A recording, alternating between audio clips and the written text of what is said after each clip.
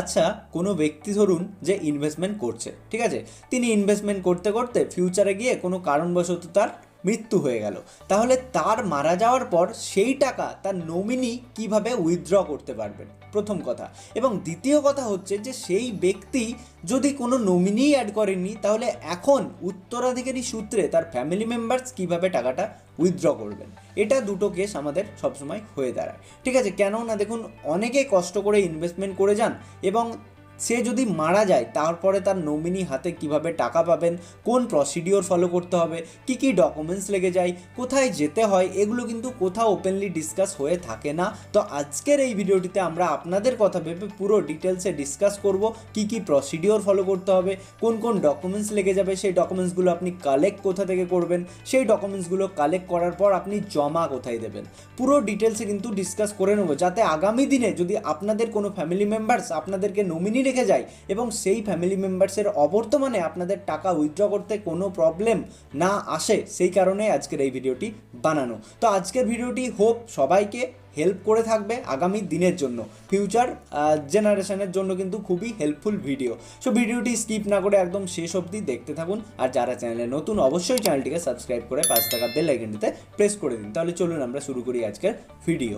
So guys, প্রথমেই as an invested person, ধরুন আপনি একজন ইনভেস্টেড পার্সন, আপনার বয়স কিন্তু হয়ে গেছে অনেকটাই, ঠিক আছে, তাহলে কি আপনি কিছু টাকা ইনভেস্টমেন্ট করে রেখেছেন, আপনার প্রথম কাজ হবে নমিনি অ্যাড করে নেওয়া।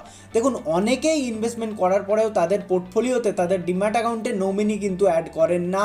তো সেই জন্য সেবি কিন্তু বারে বারে বলে থাকেন যে আপনার ডিম্যাট অ্যাকাউন্টে নমিনি অ্যাড করে নিন, যেরকমটা আমরা ব্যাংকে, পোস্ট অফিসে নমিনি অ্যাড রাখি। কেন না, আমাদের অবর্তমানে আমাদের ইনভেস্টমেন্ট করার টাকা যেন আমাদের ফিউচার জেনারেশন বা আমাদের যে নমিনি থাকবে সে যেন পাই, ঠিক আছে, কোনো যেন প্রবলেম না হয়, ঠিক আছে। তো প্রথম পয়েন্ট কি না, নমিনি অ্যাড করে নিন। দ্বিতীয় পয়েন্ট হচ্ছে যে আপনি আপনার ফ্যামিলিকে বলে রাখুন যে আমি এখানে ইনভেস্টমেন্ট করি, ঠিক আছে। এটা বলাটা খুবই দরকার, কেন না আপনার ফ্যামিলিকে আপনি যদি নাই বলেন তাহলে আপনার অবর্তমানে আপনার ফ্যামিলি জানবে কি করে। আপনার যদি নমিনি মাইনর থাকে, অর্থাৎ ছোট থাকে, ঠিক আছে, তাহলে সে কিভাবে জানবে যে আপনার অবর্তমানে সে টাকাটা পাবে। তাই এই দুটো কাজ আমি বলবো প্রত্যেককেই করে রাখতে। এবং নাম্বার 3 কাজ আপনি করে রাখতে পারেন যে আপনি যদি কোনো ডিসকাউন্ট ব্রোকার্সের দ্বারা অ্যাকাউন্ট ওপেন করেছেন, তাহলে সেই ডিম্যাট অ্যাকাউন্টের পাসওয়ার্ড, আইডি সমস্ত কিছু একটা ডায়েরিতে লিখে যান এবং আপনি কোনো ফ্যামিলি ট্রাস্ট মেম্বার্সকে সেই ডায়েরি দেবেন এবং বলে রাখবেন এখানে আমি ডায়েরি রাখলাম, এখানে সব কিছু লেখা রয়েছে, আমার কত টাকা ইনভেস্টমেন্ট আমি করি, কোথায় কোথায় করি, সমস্ত কিছু। এটা কিন্তু আমাদেরকে অ্যাজ অ্যান ইন্ডিভিজুয়াল প্রত্যেককেই করে রাখাটা দরকার আমাদের ফিউচার জেনারেশনের জন্য, ঠিক আছে। তো এই 3টে প্রসেস আমাদেরকে করতে হবে। এবারে আসি তাহলে আমাদেরকে মেন প্রসেস কী কী প্রসিডিওর ফলো করতে হবে। নাম্বার 1 হচ্ছে কি না, ইনভেস্টেড পার্সন যদি মারা যায় তারপরে আপনি যদি নমিনি হন, তাহলে আপনাকে প্রথম কাজ করতে হবে যে আপনার লোকালিটিতে আপনি চলে যাবেন, আপনার পঞ্চায়েত হতে পারে, মিউনিসিপ্যালিটি হতে পারে, ব্লক হতে পারে, সেখান থেকে গিয়ে আপনি প্রথমে সেই মৃত ব্যক্তির যে ডেথ সার্টিফিকেট হয় সেটা আপনাকে কালেক্ট করে নিতে হবে। নাম্বার 1 কি, you have to collect death certificate, okay. So number 2 হচ্ছে এবারে কি না, আইডেন্টিফিকেশান আপনাকে করাতে হবে, একটা প্রুফ আপনাকে দিতে হবে যে আপনি নমিনি, ঠিক আছে। তার জন্য আপনার প্যান কার্ড দরকার হতে পারে, আপনার আধার কার্ড দরকার হতে পারে, যেখানে আমাদের অ্যাড্রেস প্লাস আইডেন্টিটি ভেরিফিকেশান কেওয়াইসির জন্য হয়ে থাকে, ঠিক আছে। তো নাম্বার 3 যে প্রসেস আমাদেরকে ফলো করতে হবে সেটা হচ্ছে ব্যাঙ্ক অ্যাকাউন্ট সেখানে প্রোভাইড করতে হবে প্রুফের জন্য, ঠিক আছে। তো ব্যাঙ্ক অ্যাকাউন্ট আমরা ক্যান্সেলড চেকও কিন্তু সেখানে দিতে পারি, ঠিক আছে। তো যেখানে আমাদের অ্যাকাউন্ট নাম্বার থেকে যায়, তো ব্যাঙ্ক অ্যাকাউন্ট আমাদেরকে দিতে হবে।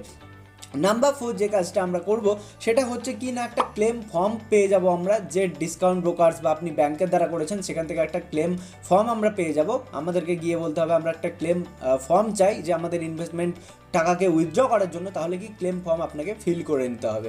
নাম্বার 5 সব থেকে ইম্পর্টেন্ট হচ্ছে এটাই যে যদি অ্যাজ আ নমিনি আপনি অ্যাড থাকেন, then you have to collect আর রিকোয়েস্ট ট্রান্সমিশন ফর্ম, ঠিক আছে। তো এই যে ট্রান্সমিশন ফর্ম, এটা আমরা কোথা থেকে কালেক্ট করব, আপনি যে ব্রোকারের সঙ্গে আপনার ডিম্যাট অ্যাকাউন্ট ওপেন করেছেন বা আপনি মিউচুয়াল ফান্ডের জন্য আপনি খাতা খুলেছেন, সেখানে আপনাকে চলে যেতে হবে। আপনি যদি ফুল সার্ভিস ব্রোকার, মানে আপনি ব্যাংকের দ্বারা যদি ডিম্যাট অ্যাকাউন্ট ওপেন করে থাকেন, তাহলে কি না আপনাকে কিন্তু ব্যাংক, আমি সাপোজ এক্সাম্পলের জন্য দিচ্ছি, এরকম একটা ট্রান্সমিশন ফর্ম আপনাকে দিয়ে দেবে, যেখানে কিন্তু আপনি ইউনিটস, মিউচুয়াল ফান্ডের যে ইউনিটস দেওয়া হয় সেই ইউনিটসকে আপনি ট্রান্সফার করতে পারবেন, ঠিক আছে। তো আপনি যদি ডিসকাউন্ট ব্রোকার্সের সাহায্যে যান, সেখানেও কিন্তু তারা একটা ট্রান্সমিশন রিকোয়েস্ট লেটার কিন্তু আপনাকে ফর্ম দিয়ে থাকবে, ঠিক আছে। তো সেই রিকোয়েস্ট ফর্মের জন্য আপনাকে কিন্তু লেটার লিখতে হবে, ব্যাংকেও একটা চিঠি চিঠি দিতে হতে পারে, বা আপনি যে ডিসকাউন্ট ব্রোকার্সের সঙ্গে অ্যাকাউন্ট ওপেন করেছেন সেটা জিরোধা, আপস্টক্স, গ্রো এরকম হতে পারে, তাদেরকেও একটা রিকোয়েস্ট লেটার দিতে হবে যে আমি ট্রান্সমিশন ফর্ম চাই।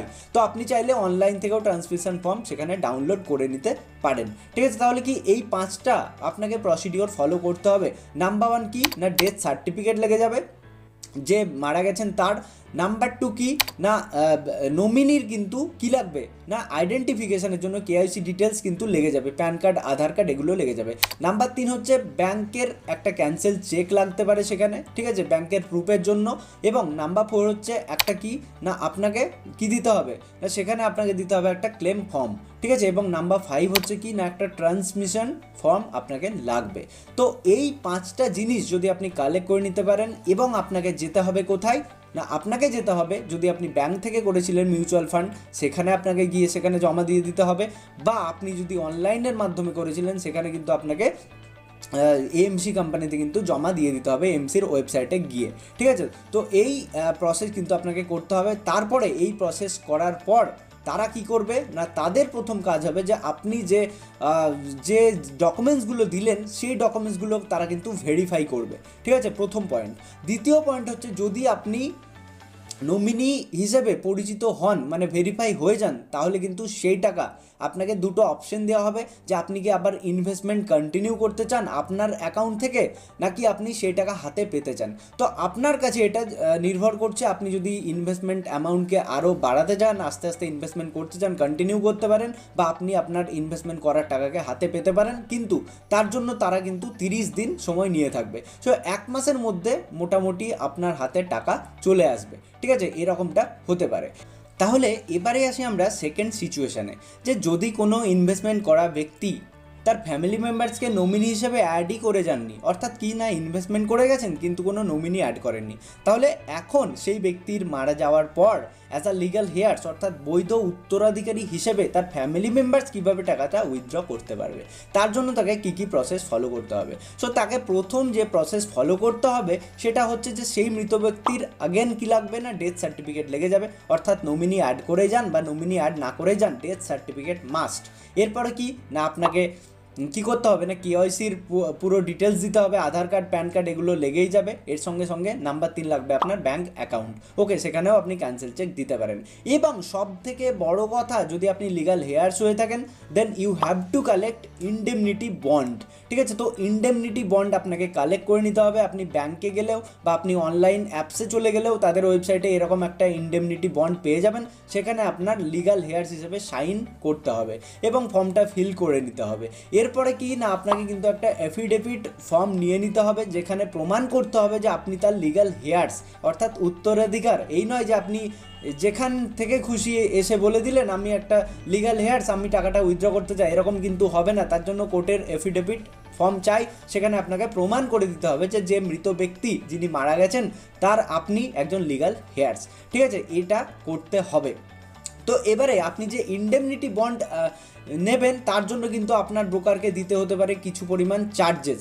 সেটা কত না যে ব্যক্তি মারা গেছেন তার ইনভেস্টমেন্ট ভ্যালু দেখা হবে, তার যদি ইনভেস্টমেন্ট ভ্যালু 0 থেকে 5 lakhs অবধি হয় then you have to pay 500 rupees, okay. তারপরে যদি সেই ব্যক্তির 5 থেকে 10 অবধি হয় তাকে দিতে হবে 1000 টাকা, এবং যদি তার 10 থেকে 15 অবধি ইনভেস্টমেন্ট ভ্যালু হয় 10 থেকে 15 lakh then you have to pay 1500 টাকা, ঠিক আছে।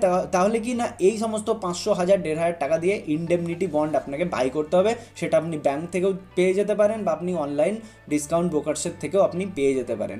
তাহলে এই সমস্ত ডিটেলস কালেক্ট করার পর আপনাকে কি করতে হবে না আপনি জিরোধার অনলাইন যে অ্যাড্রেস দেওয়া আছে তাদের অনলাইন অ্যাড্রেসে আপনি কিন্তু চিঠি পাঠিয়ে দিতে পারেন। আপনার সমস্ত ডকুমেন্টস কালেক্ট করে ফিল করে আপনি জিরোধা, গ্রো, আপস্টক্স এদের অফিসে পাঠিয়ে দেবেন, বা আপনি এমসিতেও গিয়ে কিন্তু ডিরেক্ট সেখানে জমা দিতে পারেন, ঠিক আছে। তাহলে কি না তারা সেটাকে ভেরিফাই করবে, এবং আপনি যদি সত্যি একজন লিগ্যাল হেয়ার্স হয়ে থাকেন, আপনি যদি তার উত্তরাধিকারী হয়ে থাকেন, আপনার যদি অধিকার থাকে, আপনি যে দাবিদারি হয়ে থাকেন, ঠিক আছে, তাহলে কিন্তু সেই ইউনিটস আপনাকে কিন্তু ট্রান্সফার করে দেওয়া হবে আপনার অ্যাকাউন্টে, বা আগেন আপনি সেই টাকা কিন্তু নিয়ে নিতে পারেন আপনার ব্যাঙ্ক অ্যাকাউন্টে, সেটা কিন্তু আপনার উপর নির্ভর করছে, ঠিক আছে। তো এই হচ্ছে ব্যাপার। তো আমি কি করব না পুরোপুরি আরও ডিটেলসে যদি কেউ জানতে চান আমি ডেসক্রিপশানে কিন্তু লিঙ্ক দিয়ে দেবো, সেখান থেকে ডিটেলসে পড়ে নিতে পারেন কী কী প্রসেস, কী কী প্রসিডিওর ফলো করতে হবে, ঠিক আছে। সো গাইজ, তাহলে এই হচ্ছে আমাদের প্রসিডিওর, এই হচ্ছে আমাদের প্রসেস, যেখানে ইনভেস্টেড পারসন মারা গেলে as a nominee, as a legal here's হিসেবে আমাদের কি করা উচিত সেটা আমরা জানলাম। তো আজকের এই ভিডিওটিকে অবশ্যই লাইক করে সমস্ত ফ্রেন্ডস, ফ্যামিলি মেম্বার্স, রিলেটিভসদের সঙ্গে শেয়ার করে দিন, যাতে তারাও জানতে পারে পুরো প্রসেস, যে তাদের ইনভেস্টমেন্ট পারসন মারা যাওয়ার পর তাদের নমিনি, তাদের লিগ্যাল হেয়ার্স কী কী প্রসিডিওর ফলো করে সেই ইনভেস্টমেন্ট করার টাকা হাতে পাবে। ঠিক আছে, তো হোপ আজকের ভিডিওটি আপনাদের ভালো লেগেছে। তাহলে কি আজকেই যারা চ্যানেলে নতুন এরকমই ইনফরমেটিভ ভিডিও পাওয়ার জন্য চ্যানেলটিকে সাবস্ক্রাইব করে পাশে থাকা বেল আইকনটিতে প্রেস করে দিন। চলুন দেখা হচ্ছে পরবর্তী ভিডিওতে, ততক্ষণের জন্য সবাই ভালো থাকবেন, সুস্থ থাকবেন, ধন্যবাদ।